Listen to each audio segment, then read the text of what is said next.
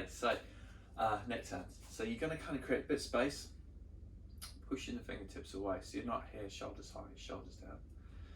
And then there's like a line that goes through the ears, through the shoulders. And it's that line that I want you to look at, and I want you to try and see all of that line as you look around, up, down, across and back. Now keeping that sense of reach away, but keeping the ribs in. And we do 3 in either direction. And that includes looking at the corner of the eye, turning the jaw and the neck, turning the neck as well, and trying to get that sense of lift, okay? And then hug, one arm under, one arm over. And as you turn your body, so we've got a side bend. I'm just going to check my camera. I'm not sure it's still working. Yeah, it's good. Okay, so we're going to side bend away from this hand, breathing into this rib as we come up and around. So we're breathing out as we go forwards and down, and then now start to breathe in and push the fingertips away with the breath, and then side bend away using that breath to create the lift.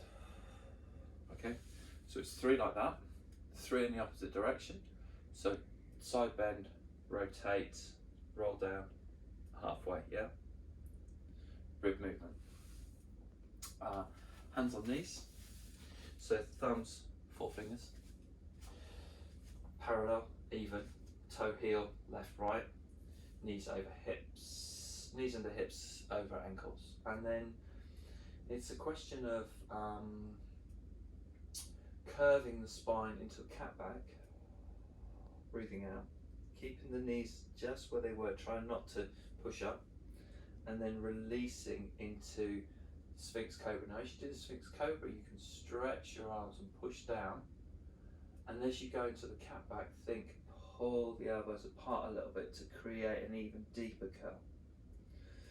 So we do say 5, cat, Sphinx, extend, curl, and then in this halfway house position, straightish arms, your right heel's going to lift, the right knee's going to come forward, the flat of the foot's going to stay down, and the right elbow will open out to the side. And as we do this, it's a calfish stretch maybe. We're strengthening both sides evenly because we're keeping the line, not letting the foot drop, not letting the big toe lift, not letting the foot track the other way either. And the knee is staying directly over. Now, as you come up to your full range, you'll see the foot shaping, and it will create almost like an internal spiral, and that heel will come across. And that means the lines of the bones are all beautifully set up. And then when you put the heel back down, the heel spirals back across, and the shin will turn back to neutral. So it's like a lift, and just at this point you'll see your shin spiraling, and that's really cool. So that's what I want you to do. So you're going to focus on the calves, the shins, the ankles, the foot, the toes. We're then coming back up to tall, come with a bit of care. Arms go up into the air, but this can be, and just let go. And you can do maybe some doubles.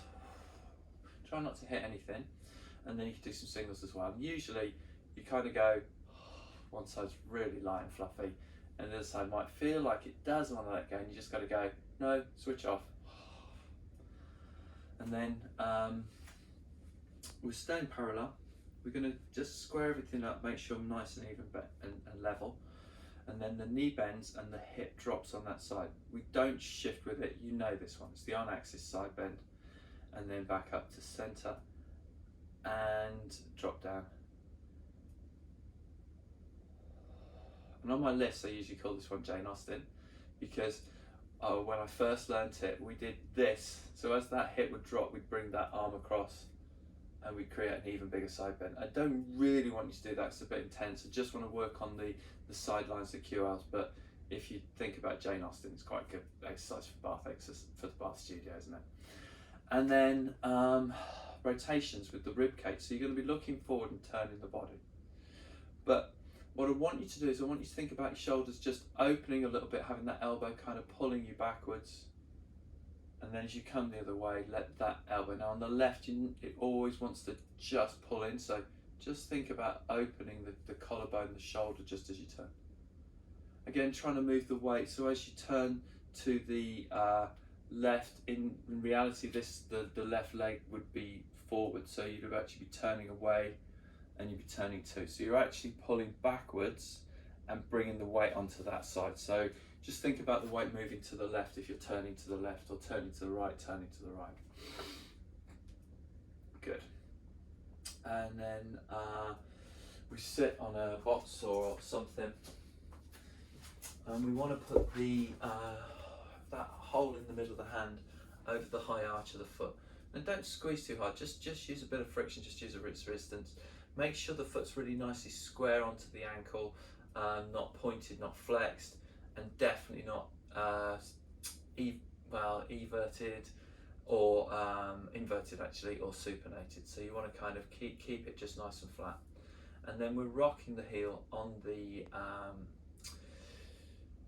shin. So there's 2 bones. You've got the heel bone and you've got the ankle bone, and that's the talus, and this is the calcaneus. And the calcaneus is designed to rock as you put your heel down and adjust a little bit inside outside. Now, when it pulls across this way, it helps create an arch in the foot, and when it pulls that way, it creates a soft in the foot. So that little bit of movement in the heel is really important. And if it gets a bit stuck, and it might be stuck because this is tight, so just working around the tissues, but a little bit of a rock, gently allowing it to shape, and then maybe just give the foot a little bit of an oppositional twist, but don't be too harsh and squeeze, because the bones of the foot when they're closed don't work as well as if they're free and easy. And then starting to be pressed from the bottom, not the top. And so, you know, it's like just that idea of making it what it's designed to do. It's not always going to be careful, kind of. Sit to floor, total knee flexion. Perfect lines, heavy, balanced, soft. And then moving the heel into the hip into the heel. Adjust if it's okay, go a little bit closer, a few breaths, change sides, same both sides. And it's that really important to try and get that sense of movement in the ankle as well as the knee and the hip. So you kind of all 3 joints working evenly. We then go from there, relaxation, feet parallel, hands onto the pubic bone, sides blades into the hip joints, breathing in and breathing out. So we're trying to let this go, trying to let this kind of activate in the middle as you breathe in, and then release as you breathe out. So you just get heavier, softer, more free, and the ribs connecting down in a little bit too.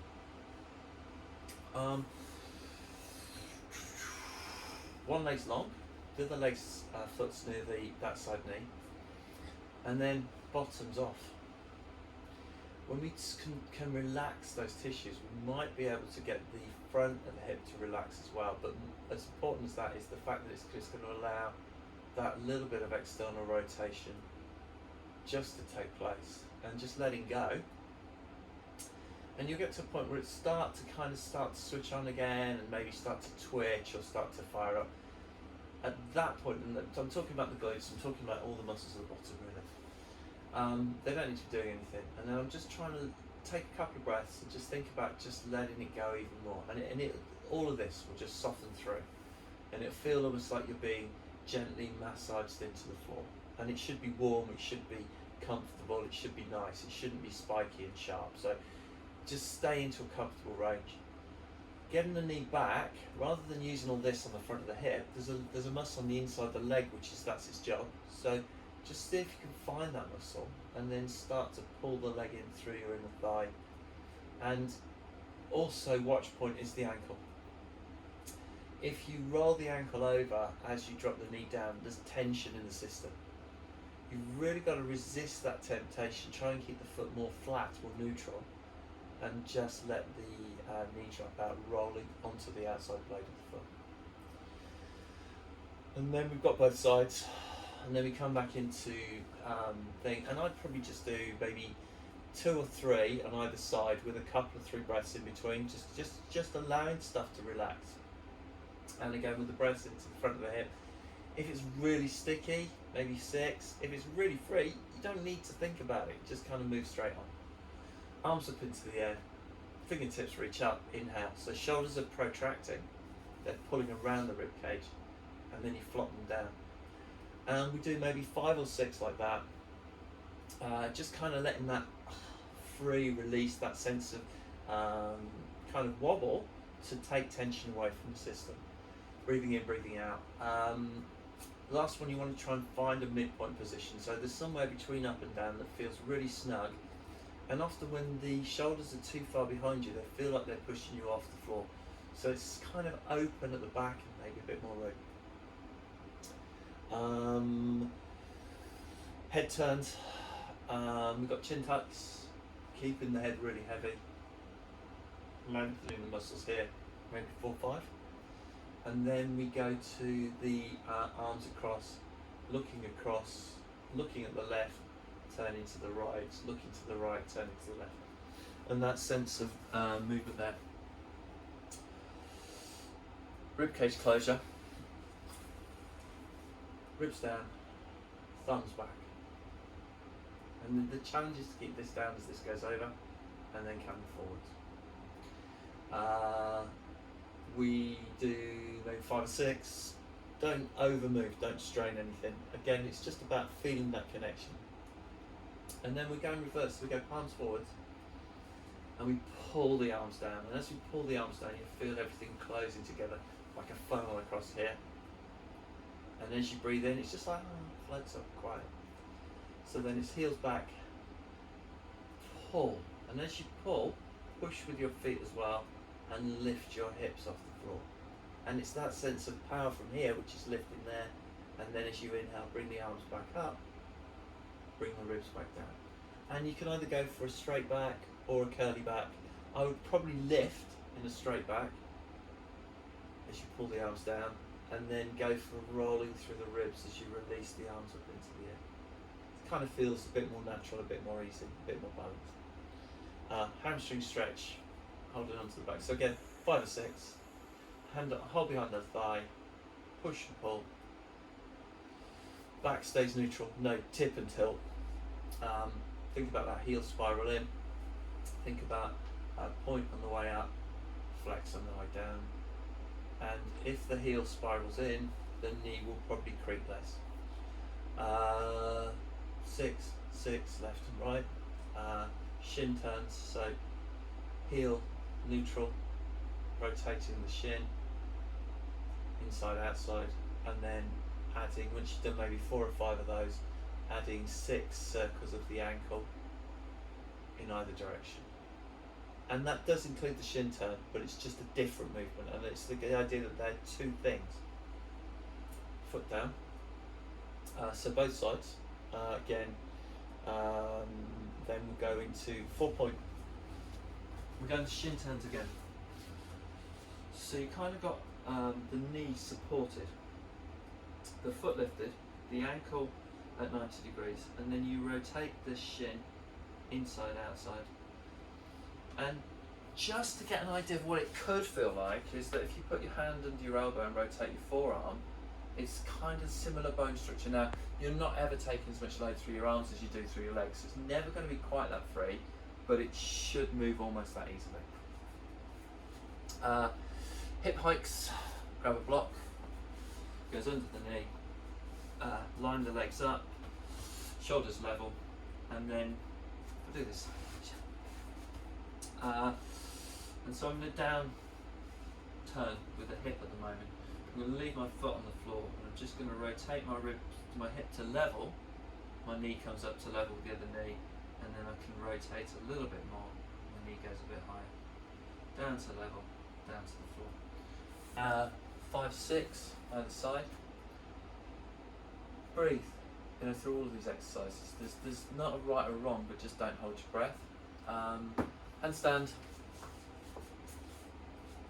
Pulling the hips back from the rib cage, lifting the ears above the arm bones, maybe turning the palms to face each other, pushing the elbows into the floor if you can, and then coming back. And if that felt okay, the further back you are, the more extreme the stretch is. But as soon as you start to load your shoulders up, it's going to get sticky because the muscles are kicking. So it's like a fine line, so it should just feel free and easy, and gently improve it. Come up to stand. You've got the tail tuck, but it's not just like pushing your sit bones down. It's like kind of just that idea when we're pulling the arms down, kind of pulling this in, pubic bone just tips backwards and up, and that creates that tail tuck, and then the ribs connect in, and that creates that lovely line. And then we can work on the head, neck, and shoulders. Hinge and bow. So neutral parallel, just pivoting forwards into a bow position, and then coming back. And it's about not losing your rib cage, not sticking your bottom out, not changing anything, just rolling your leg bones in your hip sockets. And clearly that's going to be easier in turn out than it is in turn in. So just be mindful of what feels most appropriate. Don't make it massively big, and try and maintain the balance on your feet evenly. Again, with the tail tucks, it's just more of a thing that we want you to just maintain, but just play with 2 or 3 when you come back up. And then also with the hinge bow, maybe just 4 or 5, not a masses. And you know, if it's like you kind of got to do something, it's this end that needs shortening. And then just to finish off, a little bit of a hug, yourself a pat on the back. Have a good week, see you in 2. Thanks, Francis.